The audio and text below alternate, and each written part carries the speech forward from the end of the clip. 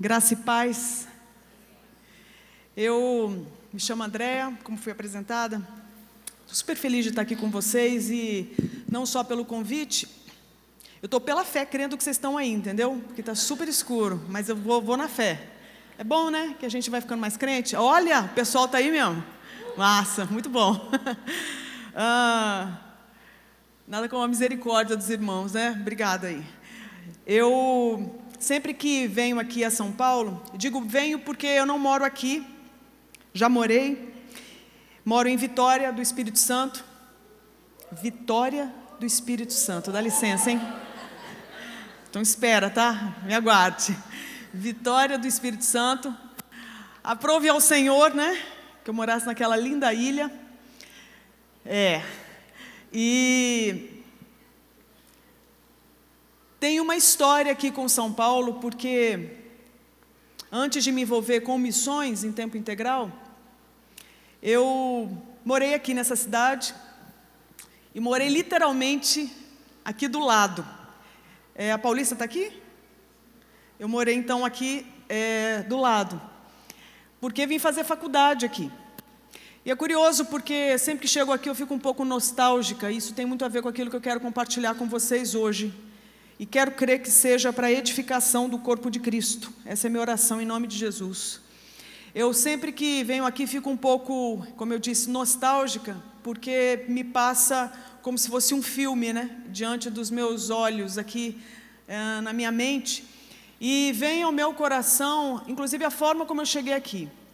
Cheguei em São Paulo com 17 anos, com a família originalmente morando em Rondônia.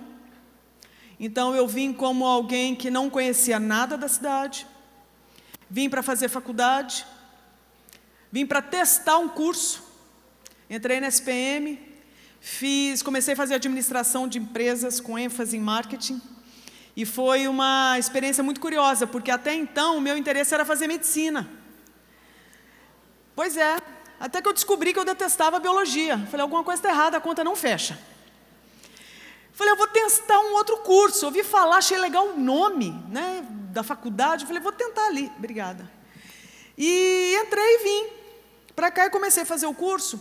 E eu lembro que eu cheguei em São Paulo como uma cristã nominal. Aquela que veio de uma tradição cristã, de um berço católico, mas uma pessoa que tinha uma tradição, uma pessoa que tinha ouvido falar, fazia o sinal da cruz, tinha a Bíblia, e tinha a Bíblia aberta em alguns textos. Inclusive eu quero começar lendo esse texto com vocês, porque esse texto tem muito a ver com o Brasil. Você vai entender o que eu quero dizer quando você lê esse texto. Abre aí, por favor, a sua Bíblia em Salmos 91.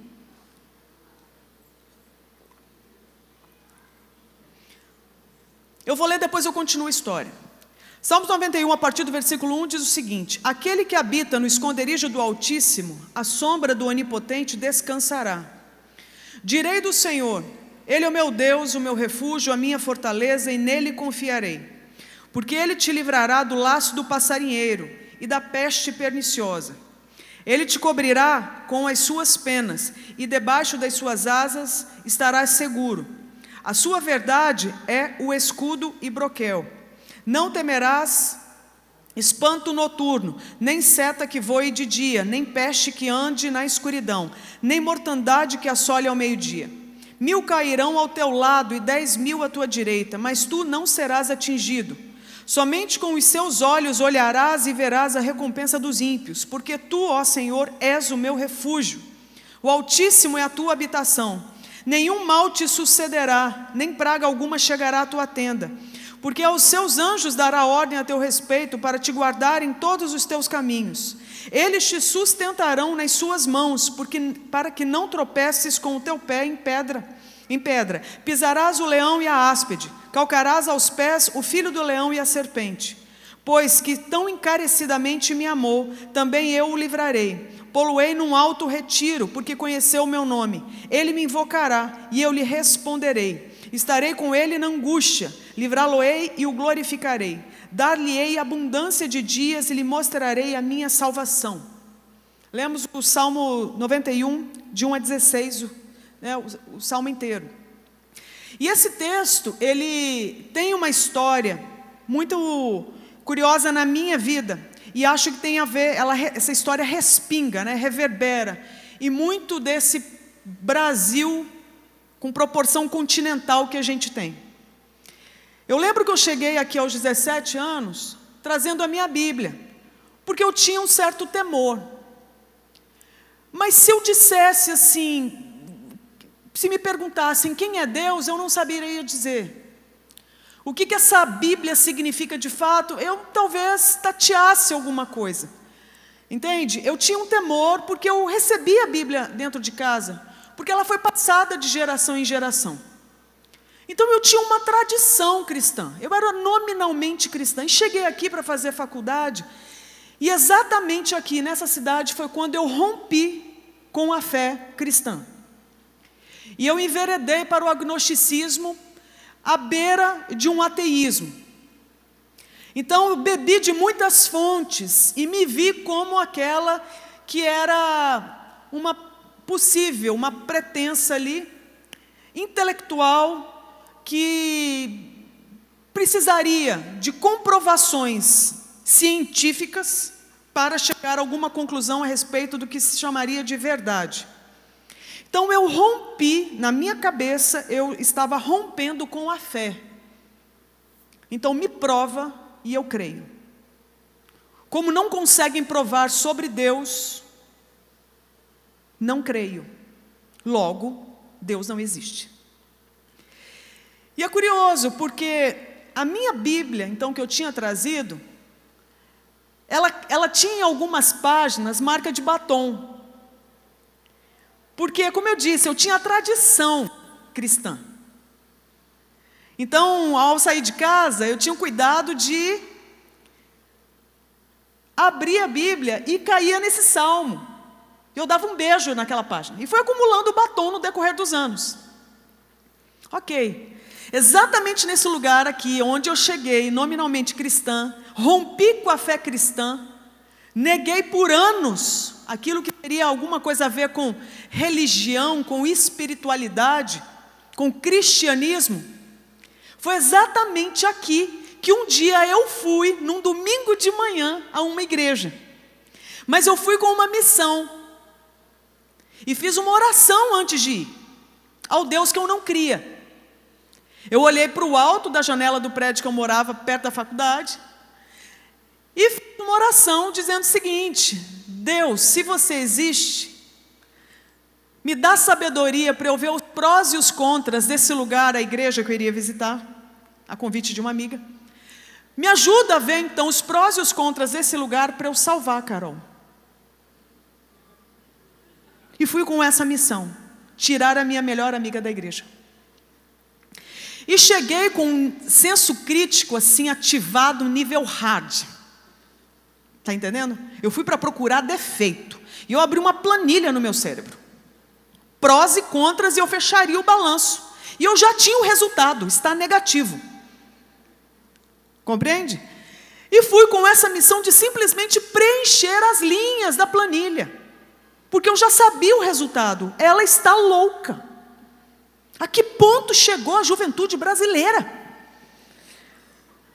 De ir a uma igreja num domingo de manhã, em São Paulo, capital, uma menina estudada, culta, viajada, fala não sei quantas línguas. Gente, a que ponto chegou a juventude brasileira? Eu tenho que fazer alguma coisa, eu tenho que me engajar. E fui com essa missão para salvar a amiga. Bom, eu não vou contar toda essa história para você não. Ela é uma história interessante, porque para uma pessoa que estava com pretensões acadêmicas, rompendo radicalmente com tudo que tinha a ver com aquilo que não fosse pragmático, comprovado cientificamente, eis que chego então nesse lugar e encontro, para minha decepção, outros jovens como nós. Aí o meu desespero com a juventude brasileira ficou assim, pior ainda. Eu falei, meu Deus, ao Deus que eu não creio, né? A que ponto chegamos? Porque nós temos, não é só uma amiga, nós temos vários que estão perdidos, procurando uma muleta para se sustentar na religião. Que derrota! E aí começou aquele monte de música. Falei, quem canta domingo de manhã? Quem bate palma domingo de manhã? É o fim da picada. E esse povo cantava, eu comecei a prestar atenção nas letras, eu achei estranho, porque parecia que o negócio estava vivo, porque parecia que falava da minha vida. Eu falei, credo, que lugar estranho, eu quero ir embora daqui, mas eu tenho que salvar a Carol.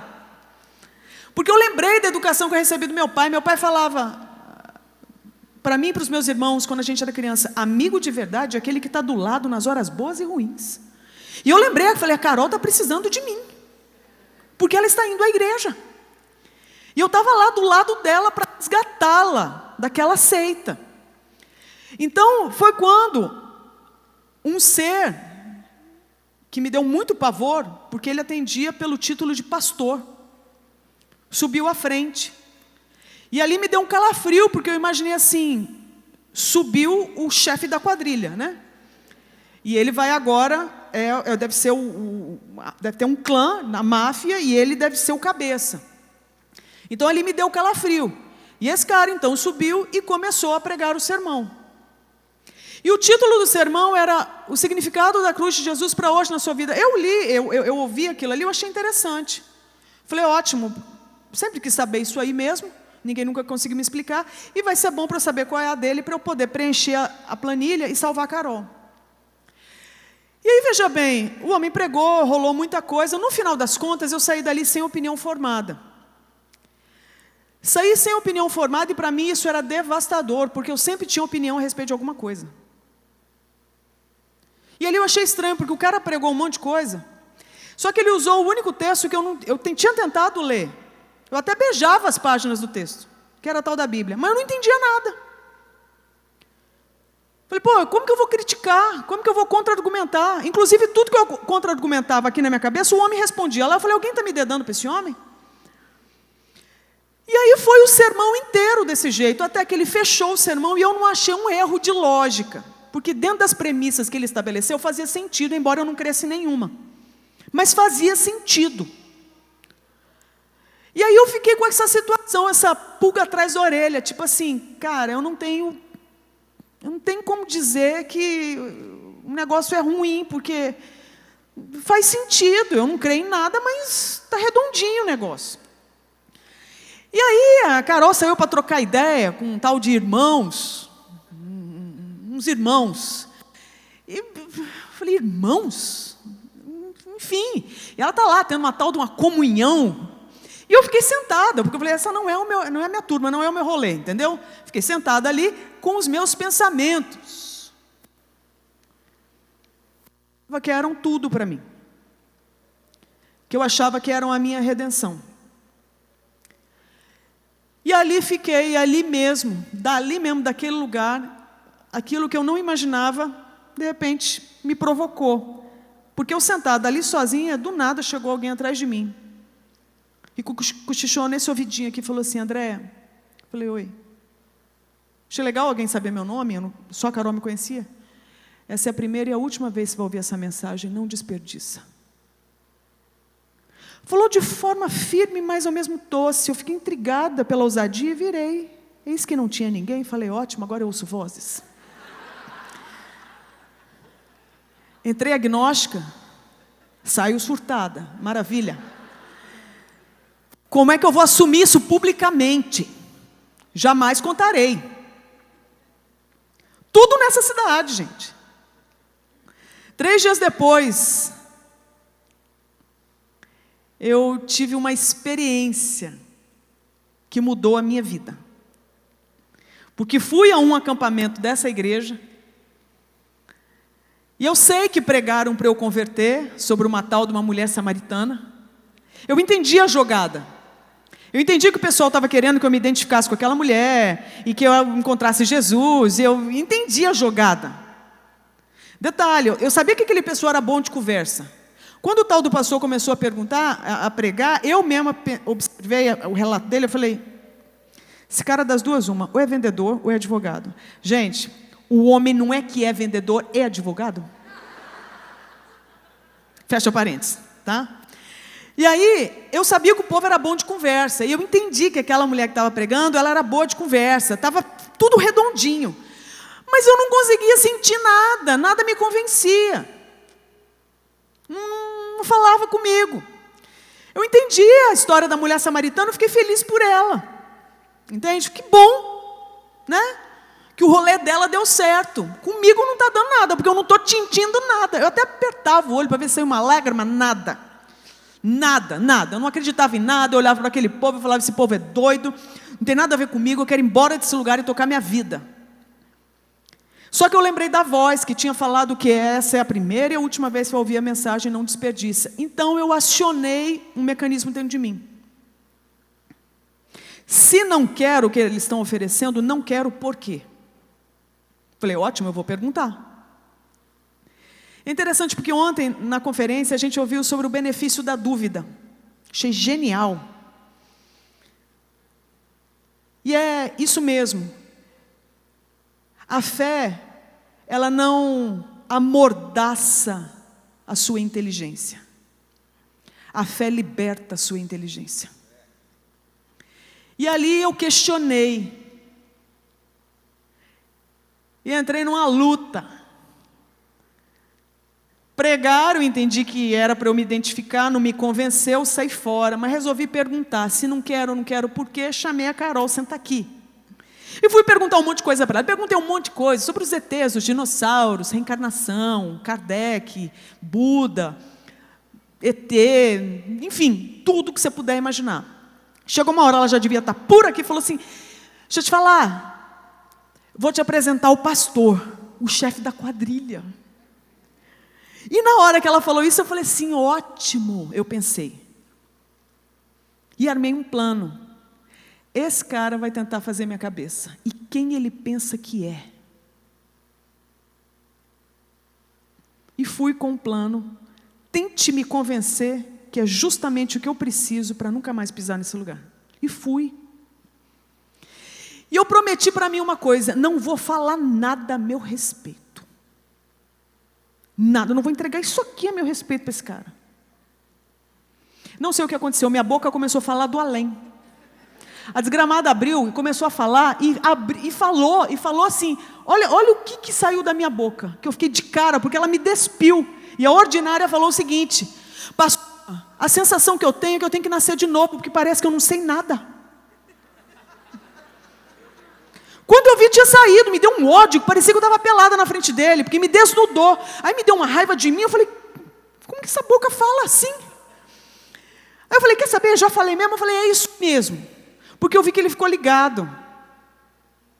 Na hora que eu vi que ele ficou ligado, eu falei, pensei, vai tentar me convencer. Aí eu tentei, o pastor, falei, é isso mesmo.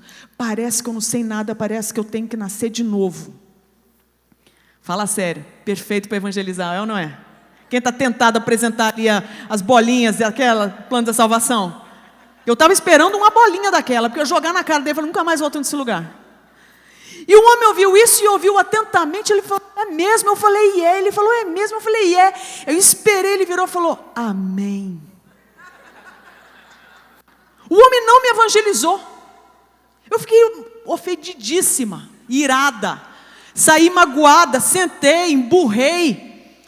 Do nada, no auge da minha frustração, de eu não conseguir fechar a planilha, meu desespero, estava todo mundo indo embora para São Paulo, o acampamento já tinha acabado, já tinham pregado, já tinham comido,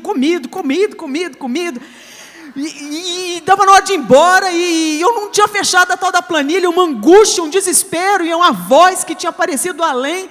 Falei, meu Deus, o que vai ser? Ó Deus que eu não creio. Eu não tinha nem para quem clamar.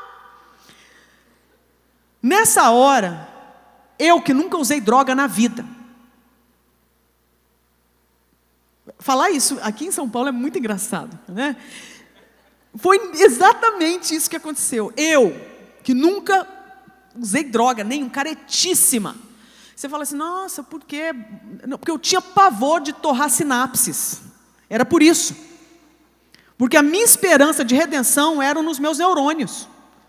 Entende? Então eu preservei o máximo que eu pude, porque eu imaginava, ali está a minha salvação.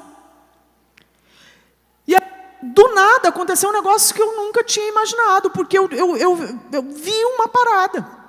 Eu vi um trono cravejado, de ouro maciço, cravejado de pedra preciosa, e eu sabia que aquele trono era de rei, porque eu sou filha e neta de professor de história. Tem um negócio que eu vi, foi peça de museu. Então eu sabia que aquela parada era peça de museu e era uma peça de realeza. E do nada eu vi uma pessoa em pé. Eu falei assim, conhece esse indivíduo? É daquela Bíblia que minha avó sempre me deu quando eu era criança? É Jesus. Achei doido, não sei quanto tempo durou, deve ter sido segundos. Eu falei, esse trono é dele. Muito inteligente.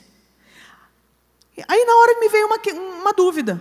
Por que ele não senta? Quando eu olhei de novo para o trono, tinha uma pessoa sentada. Quando eu olhei mais perto, era eu. Eu nunca senti tanta vergonha de ser quem eu era. Porque eu descobri, com aquilo ali, que existia um rei. E que não era o rei da minha vida. E que eu estava em falta. A sensação que eu tive foi que meu coração se dobrou diante do único que é digno. Naquele momento eu orei aceitando Jesus como meu Senhor e Salvador. Depois disso, a minha relação com a Bíblia mudou. E eu não fiquei só beijando uma página como se fosse um mantra para me proteger. Depois daquilo ali, a palavra de Deus se tornou a palavra de Deus na minha vida. E essa palavra de Salmos 91 é uma palavra que, já fazendo missões, eu observei, sabe onde? Em muitas casas na favela, em comunidade. Tudo quanto era barraco que a gente entrava, tinha o quê? Bíblia aberta no Salmo 91. Bíblia aberta no Salmo 91. É interessante. Por isso que esse texto aqui, ele tem muito a ver com o Brasil.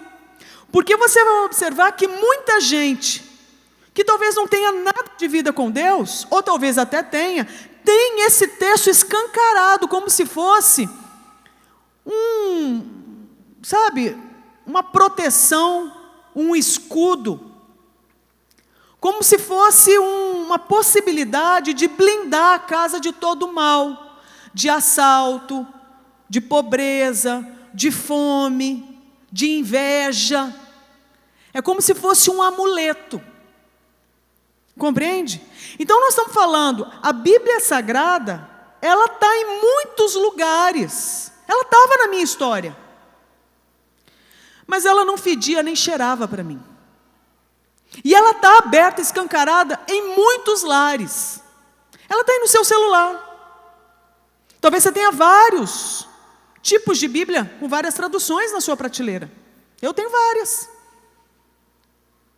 Tenho o privilégio de ter aqui alguns aplicativos para ver no grego, no hebraico, comparar traduções. Então veja bem, a Bíblia está aí na área.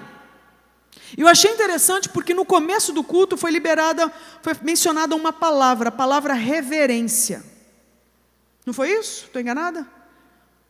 Que veio ao coração a palavra reverência. E é interessante, porque se tem uma coisa que nós não temos mais, é reverência diante da palavra de Deus. Sabe esse mesmo texto sagrado? Eu vou te provar como a gente pode pegar o mesmo texto e tratá-lo de forma irreverente. Abre a sua Bíblia, por favor, em Lucas 4:1. A gente vai ler a partir dele.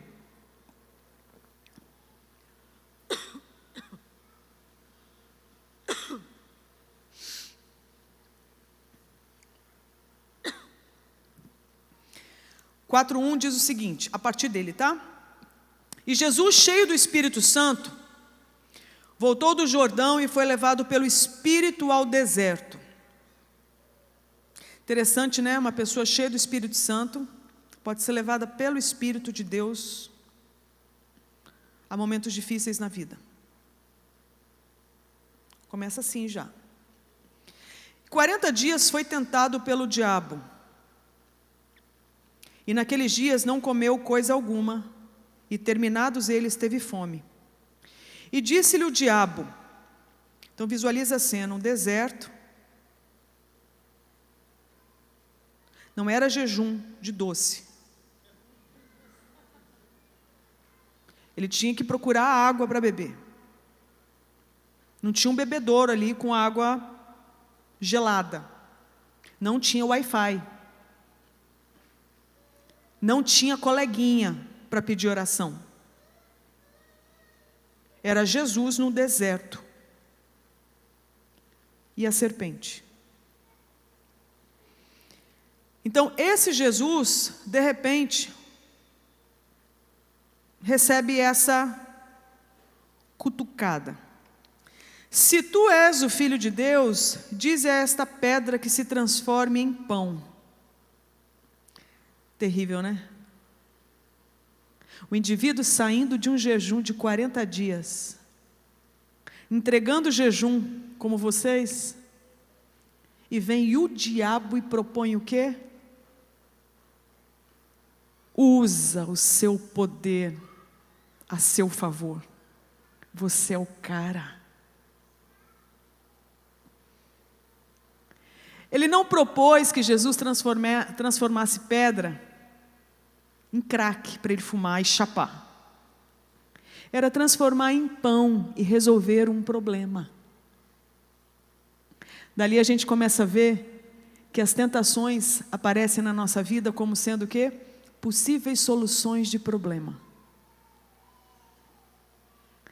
Em tudo que você e eu somos tentados em alternativas para resolver aquilo que a gente chama de problema. Só tem um detalhe, deixando Deus de fora. O que o diabo está propondo para Jesus é o quê? Usa a teu favor. Resolve o seu problema, assume o controle da sua vida. Você não é o cara? Resolve logo isso. Para de sofrer. Acelera o processo, amigo. A fila anda. Então Jesus está sendo tentado nisso. Aí, como que Jesus devolve? Escrito está que nem só de pão viverá o homem, mas de toda a palavra de Deus. E o diabo levantou e foi embora? Não. E o diabo, levando a um alto monte, mostrou-lhe um momento de tempo todos os reinos do mundo. E disse-lhe o diabo, dar-te-ei a ti todo este poder e a sua glória, porque a mim me foi entregue, e dou a quem eu quero. Portanto, se tu me adorares, tudo será teu. E Jesus respondendo, disse-lhe, vai-te, Satanás, porque está escrito, adorarás o Senhor teu Deus e só a Ele servirás. Levou-o também a Jerusalém e pô-lo sobre o pináculo do templo, e disse-lhe, se tu és o Filho de Deus, lança-te daqui abaixo, porque está escrito, mandará os seus anjos acerca de ti, que te guardem e que te sustenham nas mãos, para que nunca tropeces com o teu pé em alguma pedra. Já viu esse texto antes? De onde que está vindo esse texto? O salmo que a gente acabou de ler. Curioso, quem que citou? O diabo. E Jesus respondendo disse-lhe, dito está, não tentarás ao Senhor teu Deus. E acabando o diabo toda a tentação, ausentou-se dele por algum tempo. O que a gente nota nessa passagem? Está tendo aqui uma disputa entre narrativas. Está ou não está? E todo mundo citando o mesmo texto, a mesma referência, melhor dizendo, que é o texto sagrado. Só que é curioso, como é que você pega o mesmo texto sagrado e você aplica para formas tão distintas? Você só chega a uma conclusão, alguém está mentindo na história. Com isso eu quero que você esteja atento. Se a palavra é reverência, é sobre isso que eu vim falar. Sobre reverência. O tempo inteiro foi cantado aqui sobre a justiça de Deus, sobre a equidade de Deus, que Deus tem pavor àquilo que é iniquidade, sobre um reino, um trono de justiça. Foi entoado louvor de adoração a Deus em torno dos atributos de Deus. Foi ou não foi? Nós cantamos isso para o Senhor hoje aqui pela manhã. E tudo esse momento foi aberto resgatando a necessidade de reverência. E aí eu trago para você a história de quê? De que nós podemos pegar o texto sagrado e zombar dele. E usar o texto sagrado do jeito que a gente quer. E citar texto sagrado, mas no final das contas, debochar do texto sagrado. Porque quem manda no final sou eu. O diabo usou o texto sagrado para tentar inflar o ego de Jesus. E falar, rompe com teu pai e faz aquilo que você quer fazer. Eu te pergunto, a estratégia do diabo mudou de lá para cá? Lembra das últimas tentações pelas quais você passou? Vou lembrar aqui das minhas.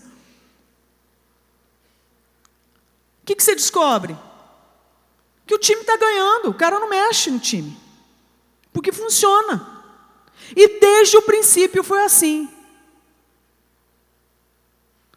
Esses dias, conversando com um cara que eu gosto demais, o Jonas Madureira, numa live ele falou o seguinte, que o primeiro teólogo liberal foi Satanás. Genial. Por que eu não falei isso antes? E como que ele prova isso? Porque lá no princípio está escrito o quê? Que o diabo chega e fala o quê? Não é bem assim. Não é isso que está escrito. Não é desse jeito. Não é exatamente isso. O que a gente descobre? Que funcionou. Tanto é que existiu Gênesis 3, está lá escrito, a queda. Funcionou a estratégia de tratar a palavra de Deus com deboche, de forma irreverente. Eu vim hoje aqui, meu irmão e minha irmã, te lembrar, reforçar, você já deve ouvir aqui dentro, eu sou mais uma para insistir nessa tecla. Nós precisamos resgatar a reverência pela palavra de Deus. Senão, o nosso ajuntamento não passa de um rolê legal. Num lugar legal. Com gente legal, com música legal, com programação muito legal. É tudo muito legal, é um rolezão massa. Mas que fede para Deus se não tiver reverência à palavra dele. E eu quero te dizer o seguinte, com essa palavra sendo reverente, tendo reverência, sendo reverenciada na sua vida, eu quero te dizer o que pode acontecer com você. Aí eu quero que você abra em 2 Timóteo 3, a gente vai ler do 14 ao 17. Vocês estão acompanhando até aqui? Sim? Mais ou menos, né? Vamos ver se agora vai. 2 Timóteo 3, 14 a 17. Diz assim: quanto a você, porém, permaneça nas coisas que aprendeu e das quais tem convicção, pois você sabe de quem o aprendeu. Porque desde criança você conhece as sagradas letras, que são capazes de torná-lo sábio para a salvação mediante a fé em Cristo Jesus. Sabe aquela salvação que eu aspirava a ter através dos meus neurônios? Através de sinapses brilhantes? A pregação do Evangelho na minha vida me convenceu que eles não seriam capazes de me salvar. Que eles não seriam capazes de dar conta da minha existência. Eles não seriam capazes de traçar o melhor destino para mim. E sim o pior. Que eles não foram feitos para me redimir, porque eu precisava de um redentor de fora de mim. Agora, como é que eu fico sabendo disso se não for pelas sagradas letras? Se não for pelas sagradas escrituras? Aí a própria escritura fala a respeito dela o seguinte: toda a escritura inspirada por Deus, toda ela, os 66 livros, escritos em histórias, em momentos da história, distintos, por pessoas distintas, com histórias, vivências distintas, homens com debilidades, mas que Deus, por trás de tudo isso, continuava sendo o quê? O soberano, que queria deixar um segundo livro para nós, além da criação, porque a criação já aponta para Deus. Os céus manifestam a glória de Deus.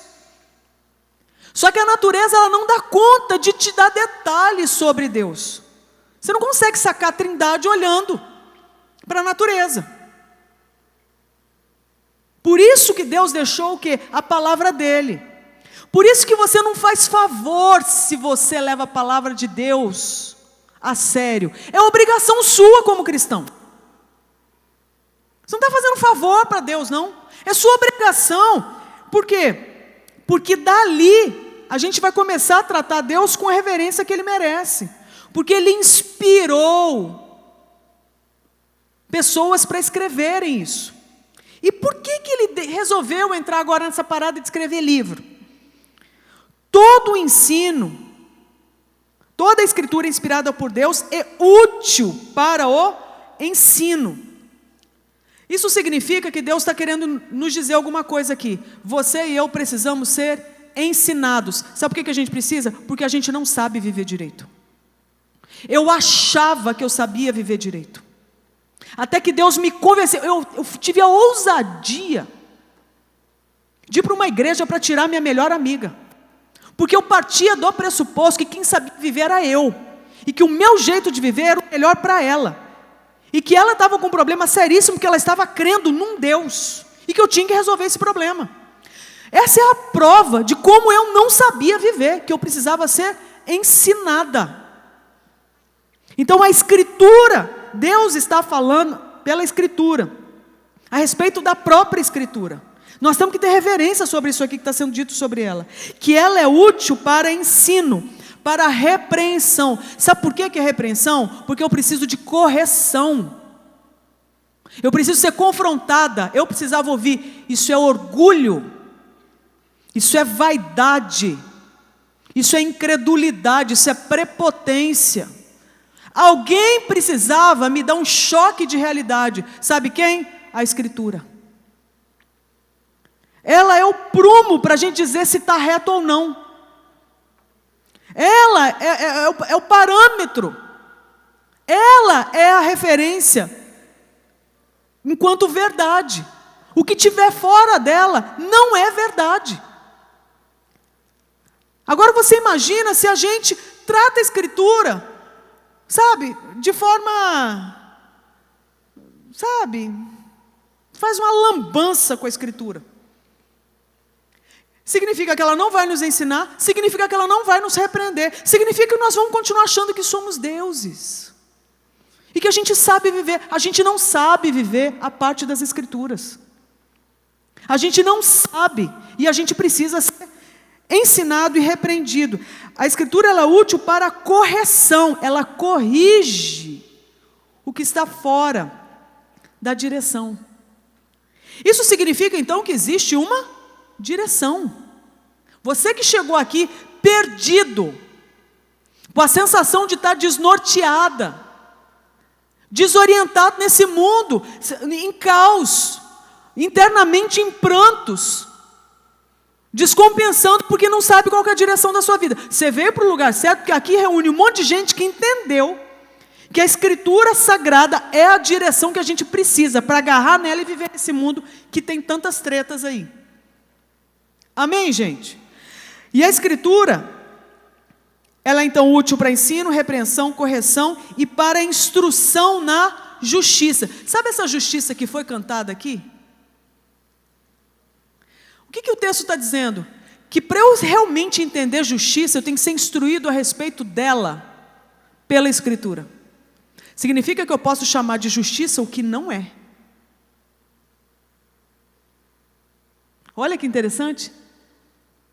Até a respeito de justiça, eu tenho que ser ensinada e preparada. Talvez isso explique por que muita gente acha que precisa romper com o Evangelho, partir para um movimento social e crer que através dele encontre redenção. Pegar uma ideologia como eu fiz, fui para a faculdade, abracei o que chegou de ideologia para mim. O que chegou de cosmovisão eu agarrei, falei, é isso aí. E a partir dali virá o que? A liberdade para o ser humano. A autonomia do ser humano. Então, no final das contas, eu te pergunto, eu tinha uma religião ou não tinha? Eu tinha, só quem era cultuado? Eu. O que você descobre? Que todo ser humano é religioso. Que todo ser humano é adorador. Todo ser humano tem fé. A pergunta é, presta culto a quem? Então, ateus, eles não são ateus porque eu não tenho fé. Tem sim. A pergunta é, em quem? O ser humano, por essência, por natureza, ele é o quê? Religioso, litúrgico. Ele é um ser movido à fé, a compromissos fundamentais feitos no seu interior.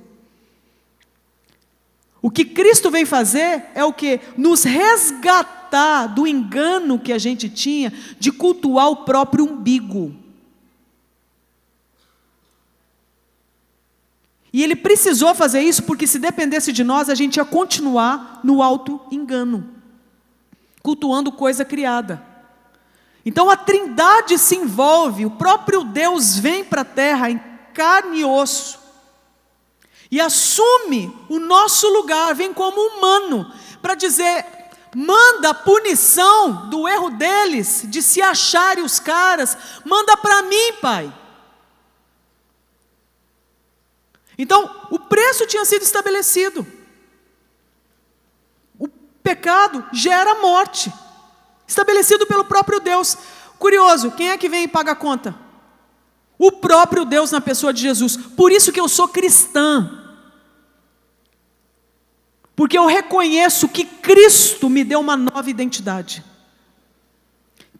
A velha Andréa, aquela lá, ela morreu em Cristo. Ela está escondida em Cristo.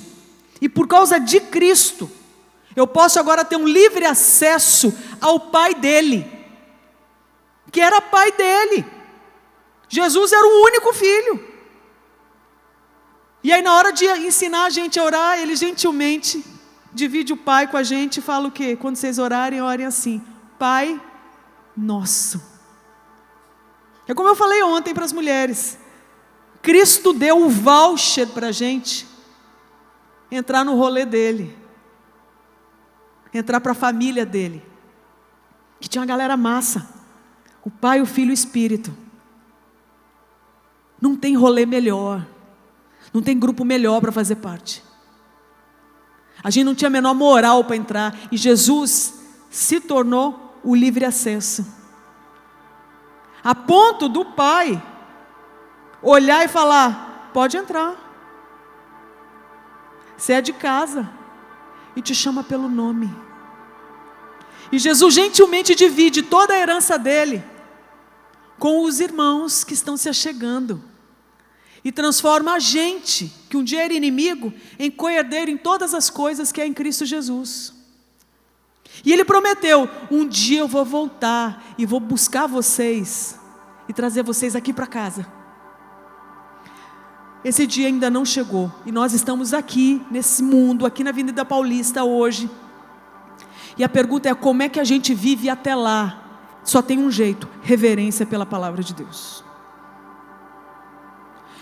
E essa serpente, ela usa várias bocas, ela usa vários perfis, ela usa vários canais, ela usa vários humanos brilhantes, inclusive, super style, está entendendo? Excelentes comunicadores. E ela usa a boca, ela usa a habilidade, ela usa para tentar o quê? Lançar essa possibilidade. Implante o seu reino e esqueça de Deus. Envolva-se com as suas questões e esqueça-se das questões de Deus. Diminui Cristo para que você cresça. O oposto do que João Batista disse. João Batista chegou e falou o quê? Eu não sou digno. Não sou digno de chegar aos pés desse cara. Está vindo um que é maior que eu. Eu batizo na água, ele vai batizar com fogo. João Batista sabia que viria alguém que era o maior de todos, que era o Senhor dos senhores e Rei dos reis. Ele era a voz que clamava no deserto. Ele preparou o caminho. Então, enquanto João Batista trouxe essa ideia, virá alguém maior, convém que eu decresça para que ele cresça, o diabo propõe o que para você e para mim? A mesma coisa que ele propôs para Jesus. Convém que Cristo decresça e você cresça. Só tem um jeito da gente lutar contra isso e vencer. É a gente dando reverência pela palavra de Deus. Não é abri-la no Salmo 91 para a gente fazer a linha do evangélico. É essa palavra sangrar o nosso coração. E colocar os ídolos no nosso coração, sejam eles quais forem. É a droga, é o sexo, é a pornografia, é a pegação, é a violência, é a fama, é o consumo, é pensamento de morte, enfim, seja o que for. É colocar esses ídolos, sabe, em estado de inanição, a ponto de Jesus substituir cada um deles e conquistar o território no seu coração, porque tudo já é dele. Mateus 28 fala que Jesus chega e diz o quê? Toda autoridade me foi dada no céu e na terra.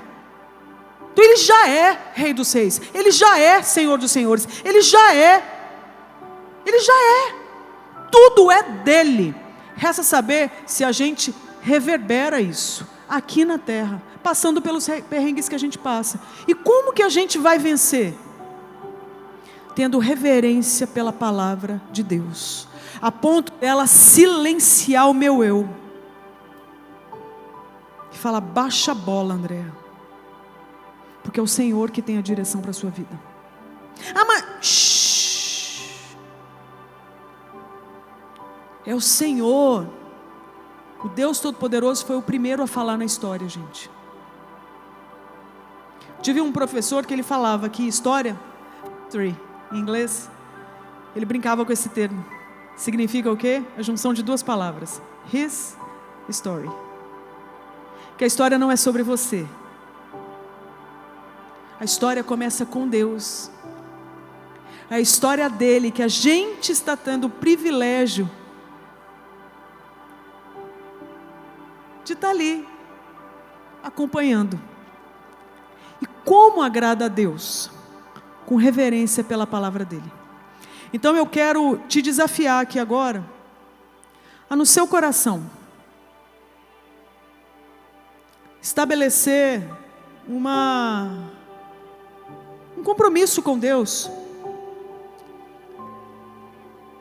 de uma jornada de reverência diante da palavra dele, para que ela seja um mapa que dirige toda a sua existência. Não é só o seu comportamento, porque comportamento qualquer um muda, mas é que seja semelhante àquela que um dia eu olhei e falei: gente, estão querendo que eu me identifique com a mulher samaritana, mas no final das contas eu descobri que ela me representava. Estavam certos, eu que ainda não enxergava. E Jesus fala para ela o seguinte, que Deus procura adoradores, que o adorem como? Em espírito e em verdade. O que é isso, em espírito e em verdade, senão a reverência genuína? É o interior se dobrando diante da palavra de Deus e dizendo: que assim seja. Seja feita a sua vontade e não a minha. Se prepara para a lixa. Se prepara para ser frustrado. se prepara para ser podada, para ser podado. Porque Deus, Ele vai fazer a vontade dEle na sua vida. Olha que bênção. E a vontade dEle é boa, agradável e perfeita. E vai estar de acordo com a sua santa palavra. Vamos orar então? Firmando aqui um compromisso no nosso coração, de temor diante da palavra dEle, dizendo: Deus, eu preciso recomeçar. Deus tem interesse nisso. De repente você vai descobrir que tem que realinhar um monte de parada na sua vida. Amém. Glória a Deus. Ainda tem tempo. Tem o hoje. Tem o agora. Então hoje e o agora, adore a Deus em espírito e em verdade, dizendo: quero que a sua palavra seja útil para me ensinar, para me repreender, para me corrigir, para me preparar, para me instruir na justiça, para que eu esteja apta e plenamente preparada para toda boa obra. Senhor, nós ouvimos Salmo 91, trecho de Lucas, de Timóteo. A gente passou por Gênesis, a gente transitou pela sua palavra, a gente mencionou nas entrelinhas textos de Apocalipse. Então nós ficamos em torno aqui da sua palavra, e a gente viu, Deus, que a sua palavra ela pode ser tratada com desdém, ela pode ser tratada de forma debochada, inclusive por nós cristãos. E nós queremos nesse dia nos arrepender disso, porque o Senhor mesmo está nos dizendo, nos lembrando que a sua palavra ela é inspirada pelo Senhor, e toda ela é útil para a minha vida. E muitas vezes a gente se deixa seduzir por outras palavras, por outras direções, por outras cosmovisões, por outras conversinhas. Esse mundo tem muitas delícias que nos fascinam, Deus, inclusive as suas narrativas. Mas nós estamos sendo lembrados mais uma vez que a sua santa palavra ela é inspirada pelo Senhor. Foi exatamente a ela que Jesus recorreu para, de forma honesta, íntegra, vencer as tentações de Satanás, que inclusive também trouxe as suas palavras, só que de forma totalmente equivocada. Propôs heresias. E as heresias elas são fascinantes para nós. Nós queremos clamar nesse dia: salva-nos das heresias, Deus. Blinda-nos dos falsos ensinamentos. Blinda-nos de cosmovisões que são apóstatas, Senhor. Blinda-nos do engano, de narrativas que propõem altas possibilidades de redenção fora do Redentor que é Jesus. Livra-nos da sedução desse discurso e ajuda a gente realmente beber da fonte que é o Senhor, para que essa sua palavra seja o mapa que dirige toda a nossa existência, a começar pelos grandes compromissos que a gente estabelece no nosso coração, e que esses compromissos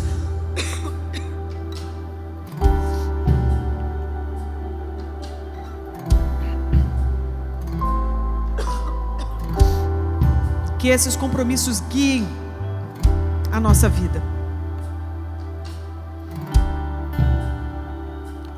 Que toda a nossa vida, Deus,